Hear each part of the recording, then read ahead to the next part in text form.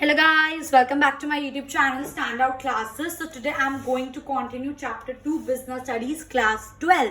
ठीक है, which is Principles of Management. तो लास्ट वीडियो में मैंने आप लोगों को हम लोगों ने अच्छे से डिस्कस करा था कि प्रिंसिपल्स ऑफ मैनेजमेंट क्या होते हैं, उनके फीचर्स, उनकी इंपॉर्टेंस. और इस चैप्टर में अब हम दो प्रिंसिपल्स ऑफ मैनेजमेंट पढ़ने वाले हैं. बेसिकली दो ऐसे लोग जिन्होंने हमें प्रिंसिपल्स ऑफ मैनेजमेंट बताए. ठीक है, उनके बारे में थोड़ा सा इंट्रोडक्शन मैंने आपको कल स्टार्टिंग में ही दे दिया था. हम बात कर रहे थे एफडब्ल्यू टेलर की और हेनरी फ्योल की. तो इस वीडियो में हम लोग डिस्कस करेंगे टेलर के साइंटिफिक मैनेजमेंट. इसको हम साइंटिफिक मैनेजमेंट क्यों बोलते हैं? क्योंकि टेलर ने हमें क्या दिए थे? साइंटिफिक मैनेजमेंट के प्रिंसिपल्स दिए थे और हेनरी फ्योल ने हमें क्या दिए थे? एडमिनिस्ट्रेटिव मैनेजमेंट के प्रिंसिपल्स. ठीक है, so today I am going to start Taylor के साइंटिफिक मैनेजमेंट के प्रिंसिपल्स. ठीक है, okay, so let's get started. तो उसको हम ऑलरेडी आपके साथ डिस्कस कर चुके हैं. एफडब्ल्यू टेलर उनका नाम है. ठीक है, डेट ऑफ बर्थ मार्च 20, 1856 और डेथ हुई थी मार्च 21, 1915. ये बस मैंने आपकी एक्स्ट्रा नॉलेज के लिए यहाँ पर लिखा हुआ है. ठीक है, he was an American mechanical engineer. ये भी मैं आपके साथ अपनी लास्ट वीडियो में डिस्कस कर चुकी हूँ. अब जो टेलर थे, जो हमारे एफडब्ल्यू टेलर थे, इनका मेन मोटिव क्या था ये प्रिंसिपल्स को देने का? इनका मेन मोटिव था इंडस्ट्रियल एफिशिएंसी को इम्प्रूव करने का, इंडस्ट्रियल एफिशिएंसी को बेटर करने का. ठीक है, so his main efforts was to improve the factory system of the production. ठीक है, ये ना बहुत, देखो कितनी पुरानी बात है. 1856 में जब वो बॉर्न हुए और ये उन्होंने स्टार्ट करा था 1872 के आसपास. ठीक है, तो 1872 में अगर मैं आपको वापस लेके चलूँ, वहां पे ऐसी कोई बड़ी बड़ी इंडस्ट्रीज तो होती नहीं थी. ठीक है, तो there used to be factories. So उनका मेन कंसर्न था कि कैसे उन पर्टिकुलर फैक्ट्रीज में प्रोडक्शन को बेटर करना है. आई होप ये चीज आपको समझ आ रही है. ठीक है, सो उनका मेन मोटिव क्या था? इंडस्ट्रियल एफिशिएंसी को बेटर करना, इंप्रूव करना, फैक्ट्री सिस्टम पे, फैक्ट्री लेवल पे जो प्रोडक्शन हो रही है उसको बेटर करना. क्लियर? ठीक है, सो इसलिए उन्होंने क्या करा? He brought job and divided into small components. उन्होंने सोचा कि अगर मुझे एक फैक्ट्री लेवल पर, एक फैक्ट्री में मुझे प्रोडक्शन बेटर करनी है तो उसके लिए क्यों ना अगर हमें कोई काम कर रहे हैं, कोई टास्क कर रहे हैं, कोई जॉब कर रहे हैं, तो उसको छोटे छोटे कंपोनेंट्स में डिवाइड कर देते हैं. क्योंकि अगर वो कंपोनेंट्स, जितने ज्यादा लोग उन छोटे छोटे कंपोनेंट्स को करेंगे उतनी जल्दी वो आपका टास्क कंप्लीट होगा. आ रही है मेरी बात समझ? तो उनका मेन कंसर्न क्या था? फैक्ट्री में कैसे प्रोडक्शन को बेटर करा जाए. और उसके लिए उन्होंने क्या सोचा कि कैसे जॉब्स को हम छोटे छोटे कंपोनेंट्स में डिवाइड करके उसको जल्दी कंप्लीट कर सकते हैं. आई होप ये चीज आपको समझ आ रही है. नेक्स्ट पॉइंट क्या था उनके हिसाब से? He wanted that workers should cooperate with the management. ठीक है, एंड वाइस वर्सा. वो चाहते थे कि जो वर्कर्स है वो मैनेजमेंट के साथ कोऑपरेट करे और जो मैनेजमेंट है वो वर्कर्स के साथ कोऑपरेट करे. ठीक है, क्योंकि उनको लगता था वर्कर्स का काम मैनेजमेंट के बिना नहीं, वर्कर्स को मैनेजमेंट की जरूरत है और मैनेजमेंट को वर्कर्स की जरूरत है. दोनों को एक दूसरे की जरूरत है. अगर एक भी चीज एब्सेंट होगी तो आपका काम नहीं बन सकता, और जो कि बिल्कुल सही बात है. तो he wanted that workers should cooperate with the management and management should also cooperate with the workers. ठीक है, अब वर्कर्स कैसे कोऑपरेट करें मैनेजमेंट के साथ? अपना ट्रेड यूनियन ना क्रिएट करके. ट्रेड यूनियन क्या होते हैं? Trade union is basically group of workers जिसमें वो स्ट्राइक के लिए जाते हैं. मतलब वो ग्रुप ऑफ पीपल जो सेम ओपिनियन के साथ फॉर्म होते हैं. फॉर एग्जाम्पल, 1-2 महीने से किसी फैक्ट्री में वर्कर्स को वेजेस, उनके पेमेंट्स नहीं मिले हैं, समझ रहे हो? तो अब वो क्या करा? उन लोगों ने एक ट्रेड यूनियन बना ली और मिलकर फैक्ट्री के अगेंस्ट, मैनेजमेंट के अगेंस्ट स्ट्राइक करा. ठीक है, दैट इज ट्रेड यूनियन. और ट्रेड यूनियन होंगे तो ऑब्वियसली बात है मैनेजमेंट्स को प्रॉब्लम होंगी, है ना? स्ट्राइक पे लोग जाएंगे, उनको स्ट्राइक से लाना, वापस मनाना, काम रुक जाएगा, कितना लॉस हो जाएगा. तो workers should cooperate with the management. Workers को मैनेजमेंट के साथ कोऑपरेट करना चाहिए, अपना काम अच्छे से करना चाहिए ताकि ओवरऑल एफिशिएंसी बढ़े, और स्ट्राइक्स वगैरह पे ट्रेड यूनियन को बिल्कुल अवॉइड करना चाहिए. At the same time management को भी वर्कर्स का सपोर्ट करना चाहिए. कैसे? अगर वर्कर कोई आके सजेशन दे रहे हैं तो आप उसको सुनो. अगर आपको अच्छा लगे तो आप उसको इनकलकेट करो, आप उनको अप्रिशिएट करो. कोई अगर आपके पास एक्स्ट्रा बेनिफिट्स हो रहे हैं तो आप उसका जो रिजल्ट है वो वर्कर्स को भी प्रोवाइड करो. कुछ एक्स्ट्रा प्रॉफिट हो रहा है तो उसका कुछ पार्ट वर्कर्स को भी दो ताकि उनको भी इंपॉर्टेंट फील हो. तो दोनों को एक दूसरे के साथ कोऑपरेट करना चाहिए. Clear? So according to him each side need the other. ठीक है, each side needed the other, workers को मैनेजमेंट की जरूरत है, मैनेजमेंट को वर्कर्स की जरूरत है, सिंपल, ठीक है। और FW टेलर ही वो थे जिन्होंने अपना पीस वेज सिस्टम को इंट्रोड्यूस करा था। अब ये होता क्या है पीस रेट वेज सिस्टम? एक तरह से ना ये दो सिस्टम होते हैं, ध्यान से समझना। एक तो होता है कि अगर कोई एक वर्कर है उसको एट द एंड वेज मिलेगा, ठीक है, मतलब एक हर महीने के एंड में उसको उसकी सैलरी या उसकी वेजेस उसको मिलेंगे, और वो काम करता है 9 से सपोज 5 इतने घंटे, ठीक है। एक तो ये सिस्टम होता है। एक सिस्टम ये होता है, एक सिस्टम होता है पीस रेट वेज सिस्टम। इसका मतलब क्या है? इसमें FW टेलर ने बोला कि जो बंदा जितने यूनिट, जितने पीस एक चीज के प्रोड्यूस करेगा उसको उस हिसाब से पैसे मिलेंगे। फॉर एग्जाम्पल एक पीस प्रोड्यूस करने के आपको 10 रुपए मिल रहे हैं, ठीक है। तो उसने बोला कि अगर कोई बंदा आके एक दिन में 10 पीस प्रोड्यूस कर रहा है तो उसको मैं एक दिन के कितने रुपए दूंगा? 100 रुपए। कोई और बंदा आके उसी दिन में 20 प्रोड्यूस कर रहा है तो मैं उसको कितने रुपए दूंगा? 200 रुपए। मतलब उसने ये बोला कि मुझे टाइम से लेना देना नहीं है, चाहे तुम 9 से 5 काम करो, चाहे तुम 9 से 3 काम करो, चाहे तुम पूरे दिन काम करो, ठीक है, पर तुम एक दिन में जितने पीसेस प्रोड्यूस करोगे एक पीस के हिसाब से आपको आपकी वेजेस मिलेंगे।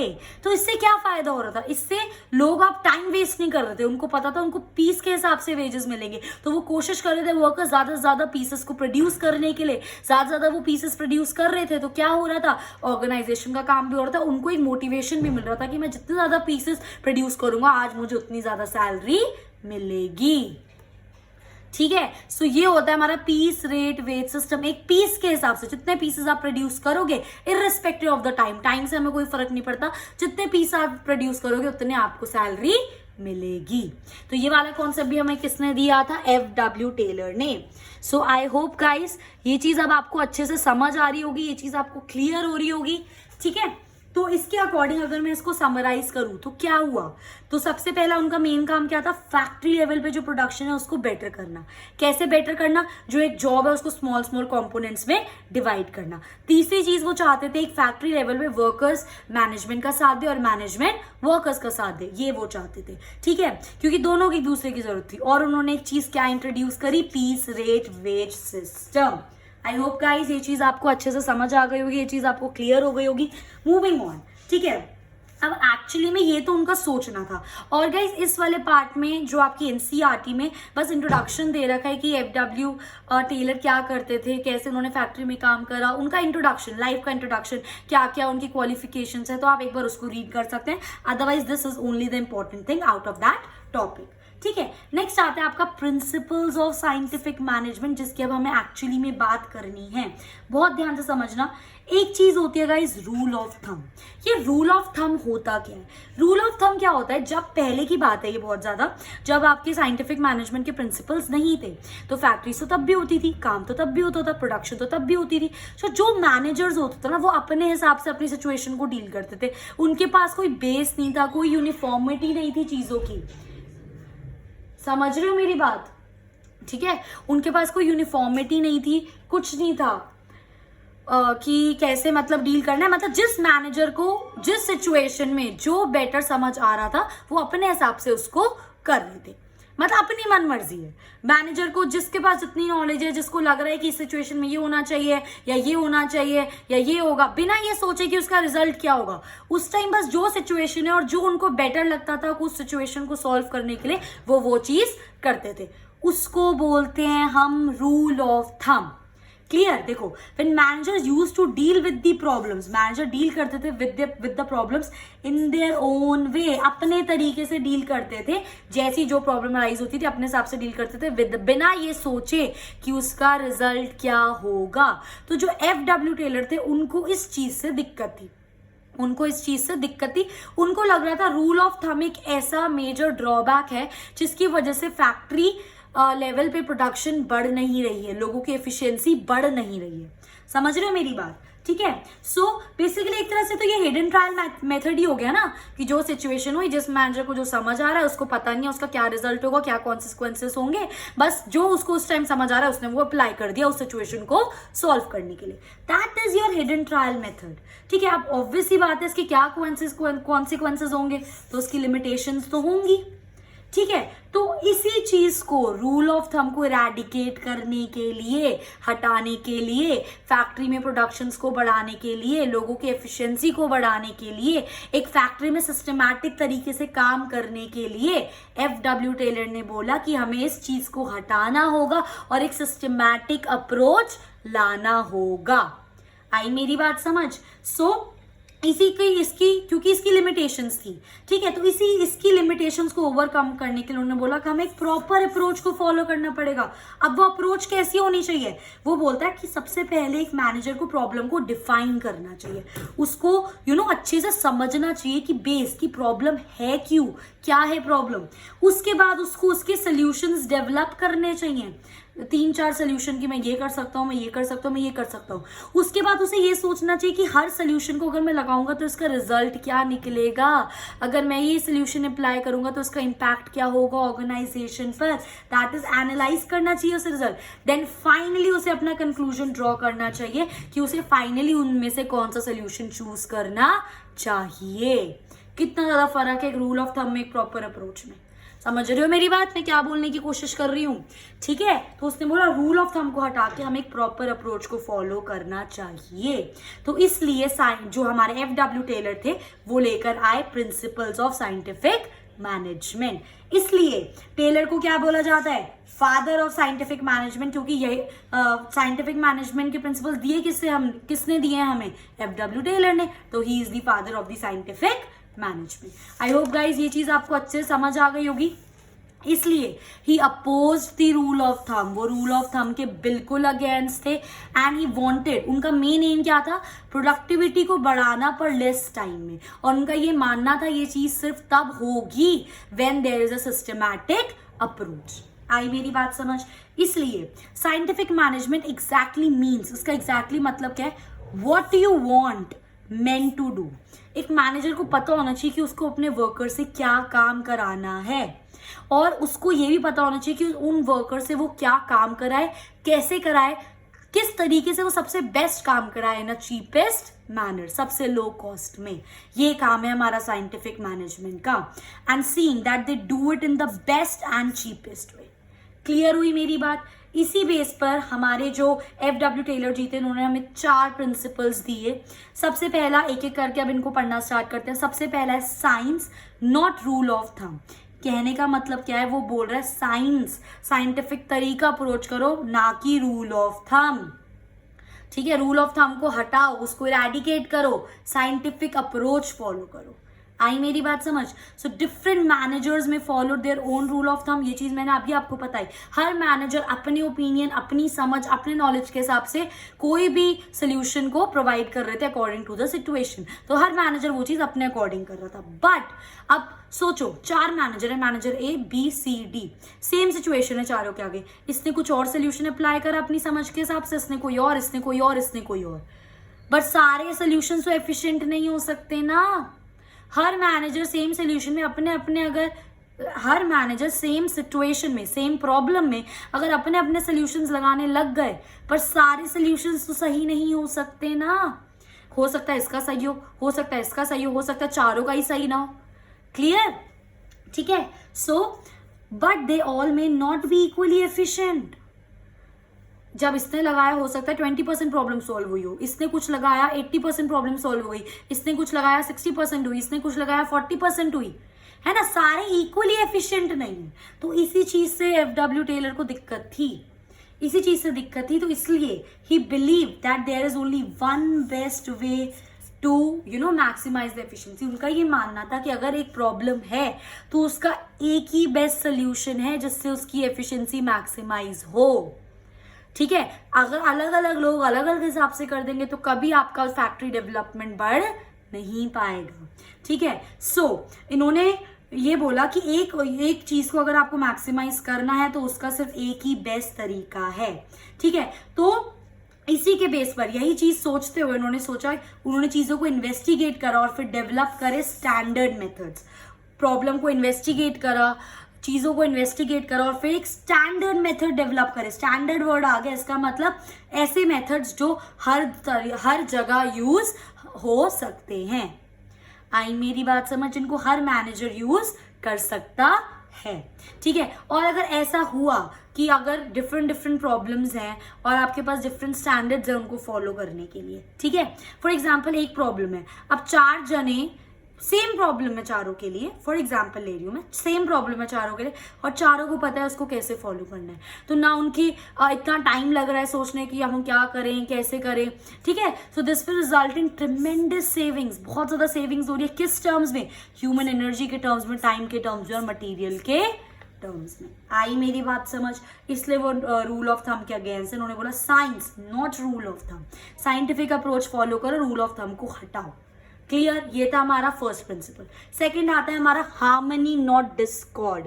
नाम से ही नहीं पता चल रहा हम लोगों को, शांति से काम करो, लड़ाई झगड़े मत करो, ठीक है। So manager should serve as the, ये तो हमको पता है that manager are link between owner and workers. जो मैनेजर्स होते हैं वो लिंक होते हैं between owner and the workers, ठीक है। अब देखो मैनेजर के ऊपर एक प्रेशर होता है, ओनर ने बोला है मैनेजर को कि आपको इतना काम कंप्लीट करवाना है वर्कर से, तो मैनेजर के ऊपर एक प्रेशर होता है कि भाई हमें इतना काम कंप्लीट कराना है। ऑब्वियस ही बात है, मैनेजर का जो एक लेवल होता है, जो एक ओहदा होता है, वो हायर होता है as compare to the workers. तो ये जो क्लास का फर्क आ जाता है ना कि वर्कर मुझसे लो लेवल पे है, मैं उनसे थोड़े ऊपर लेवल पर हूँ, मैं उन पे हुक्म चला सकता हूँ, मैं जो बोलूंगा उनको वो मानना पड़ेगा। इसकी वजह से 110% वर्कर्स और मैनेजर के बीच में कॉन्फ्लिक्ट, लड़ाइयां हो सकती हैं, ठीक है। So there is always some class conflict. Class conflict मतलब मैनेजर सोचता है मैं वर्कर से एक लेवल ऊपर हूं यार, मेरी क्लास उनसे बेटर है ना, मुझे उनसे काम करवाना है, मैं जो मर्जी चाहूँ, तो ये क्लास कॉन्फ्लिक्ट आ सकता है between manager and the workers. So Taylor क्या बोलता है? टेलर बोलता है कि ये जो कॉन्फ्लिक्ट हो रहा है बिटवीन मैनेजर एंड वर्कर्स का कोई फायदा नहीं हो रहा, ना ही मैनेजर को फायदा हो रहा है, ना ही वर्कर्स को फायदा हो रहा है, ना ही पूरी फैक्ट्री, ना ही कोई ऑर्गेनाइजेशन को इस चीज का फायदा हो रहा है। So according to Taylor this conflict has no benefit. So according to him there should be complete harmony. उसके हिसाब से मैनेजमेंट और वर्कर्स के बीच में शांति होनी चाहिए, हार्मनी होनी चाहिए, coordinately they should work together, ठीक है। Both should realize each other's importance, दोनों को एक दूसरे की अहमियत समझनी पड़ेगी, जैसे कि मैंने इस वीडियो की स्टार्टिंग में आपके साथ डिस्कस करा। दोनों को एक दूसरे की इंपॉर्टेंस समझनी पड़ेगी। वर्कर्स मैनेजमेंट के बिना कुछ नहीं है, मैनेजमेंट वर्कर्स के बिना कुछ नहीं है। तो इस चीज को लाने के लिए उसने क्या कॉन्सेप्ट इंट्रोड्यूस करा? आपका मेंटल रेवोल्यूशन। मेंटल रेवोल्यूशन का मतलब क्या होता है? मेंटल रेवोल्यूशन का मतलब होता है complete transformation in thinking of a worker and the management. मतलब जो मैनेजमेंट वर्कर के बारे में सोचते हैं उसको, उस सोच को बदलना, उस सोच को पॉजिटिव करना वर्कर्स के लिए। सिमिलरली जो वर्कर्स मैनेजमेंट के बारे में सोचते हैं उस सोच को बदलना और उसको पॉजिटिव करना, that is mental revolution. It means management and workers should transform their thinking. कैसे? Management should distribute the gain among the workers. Management को क्योंकि एक्चुअली में काम वर्कर्स करे तो मैनेजमेंट को वर्कर्स का काम अप्रिशिएट करना चाहिए, अगर कुछ एक्स्ट्रा बेनिफिट हो तो वर्कर्स को भी उसमें से शेयर देना चाहिए। At the same time workers को वर्क हार्ड करना चाहिए ताकि ऑर्गेनाइजेशन बेटर हो। मतलब दोनों को अपने अपने काम बेस्ट करने चाहिए, एक दूसरे पे डोमिनेट ना करते हुए, ठीक है। तो इसी चीज का एक बेस्ट एग्जाम्पल है गाइस जापानीज वर्क कल्चर, ठीक है। जापानीज में, जापान में क्या होता है, आपका एक वर्क कल्चर फॉलो होता है जिसको बोलते हैं हम पैटर्नलिस्टिक। जापान में एक वर्क कल्चर फॉलो होता है जिसको बोलते हैं हम पैटर्नलिस्टिक। क्या होता है ये paternalistic? Paternalistic is a classic example. क्यों? क्योंकि पैटर्नलिस्टिक, देखो नाम से नहीं पता चल रहा, पैटर्नलिस्टिक पेरेंट्स की तरह, पैटर्नल पेरेंट्स, ठीक है, कि कैसे एक मैनेजमेंट अपने वर्कर्स का ध्यान रखें। और अगर एक पेरेंट्स की तरह मैनेजमेंट अपना वर्कर्स का ध्यान रखेंगे तो बच्चों की तरह मैनेजर्स भी, वर्कर्स भी अपना बेस्ट देंगे मैनेजमेंट के लिए।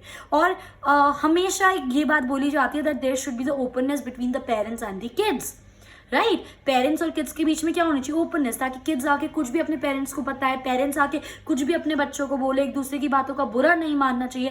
That is a paternalistic approach.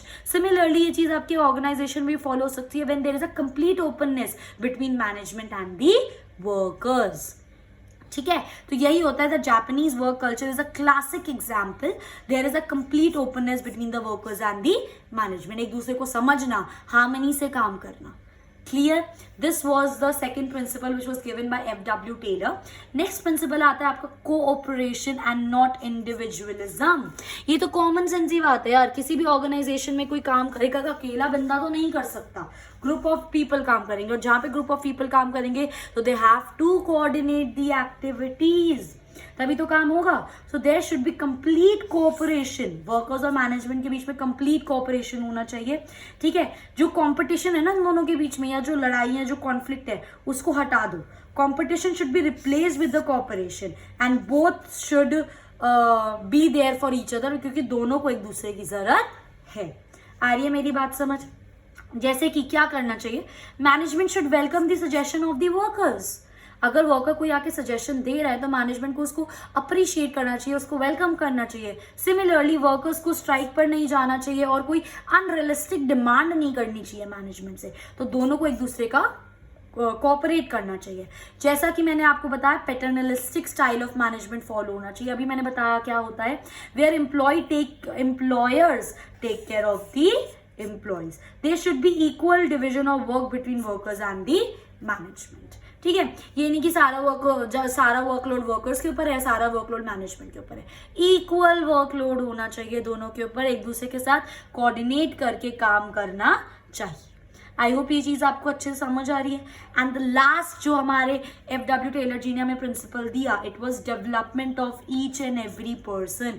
उनका ये मानना है कि एक फैक्ट्री में चाहे वो वर्कर हो, चाहे वो मैनेजमेंट हो, चाहे वो ओनर्स हो, हर वर्कर की, हर व्हाट शुड आई से, her people, every people who is associated with the factory, उसकी डेवलपमेंट बहुत ज़्यादा इंपॉर्टेंट है. क्योंकि जब लोगों की डेवलपमेंट होगी तभी आपकी ऑर्गेनाइजेशन की ओवरऑल डेवलपमेंट होगी. आई होप ये चीज समझ आ रही है. So according to the Taylor, उनका ये मानना है दैट एफिशिएंसी सिर्फ तब बिल्ड हो सकती है when there is right employee selection. जब आप राइट लोगों को चूज कर रहे हो राइट जॉब के लिए, मतलब जो आपकी जॉब है तो आप वही बंदे ला रहे हो जो उसके लिए केपेबल है, जो उस जॉब को कर सकते हैं. ठीक है, जो उसमें स्पेशलिस्ट हैं.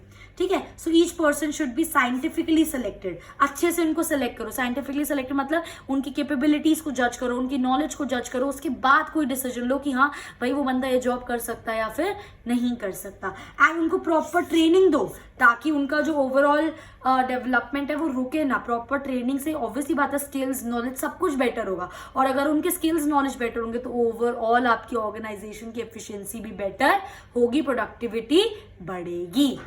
So this was all about today's class guys. I hope ये आपको बिल्कुल अच्छे से क्लियर हो गया होगा. अगर अभी भी किसी स्टूडेंट को किसी भी चीज़ में डाउट है तो आप फ्रीली कमेंट करके you can ask me, I will definitely answer your queries.